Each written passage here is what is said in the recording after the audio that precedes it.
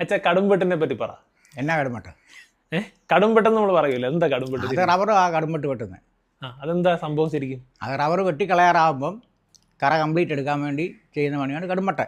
അതെ, എങ്ങനെയാ ചെയ്യുന്നത്? അത് സാധാരണ ഒരു പട്ടയിട്ട വെട്ടുന്നത് മരം.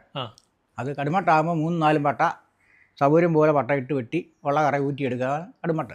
അപ്പം റബ്ബറിന്റെ ഇതും നോക്കാം, ആരോഗ്യം നോക്കേണ്ട കാര്യമില്ല, തടി വെട്ടാറാകുമ്പോഴായത് കടുംവെട്ട്. അപ്പം അതുപോലെ നമ്മൾ ചെയ്യുന്ന കാര്യങ്ങൾക്കാണ് നമ്മൾ കടുംവെട്ട് വെട്ടുക എന്ന് പറയുന്നത് അല്ലേ? ആൾക്കാർ മേല് കീഴും നോക്കാതൊന്നും ചെയ്യുക അല്ലേ? അങ്ങനെ റബ്ബർ കൃഷിയിലെ കടുംവെട്ട് ഭാഷയിലേക്ക് എത്തിയപ്പോൾ അതൊരു സ്വഭാവത്തിന്റെ പേരായി.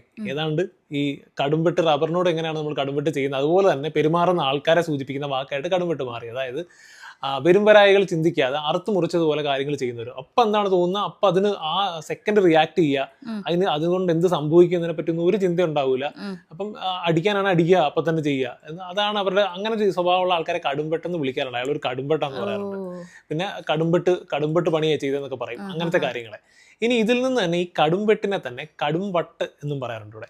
ഈ കടുംവട്ട് യൂസ് ചെയ്യുന്നത് നല്ലവണ്ണം പ്രായമായ, തീരെ നടക്കാനൊന്നും വയ്യാതെ അത്രയും പ്രായമായ ആൾക്കാരെ കളിയാക്കാനാണ് ശരിക്കും ഇത് പറയുന്നത്. കടുംവെട്ടെന്ന് പറയാറുണ്ട്. അതും ഈ കടുംവെട്ടിന്ന് വന്നാണ്.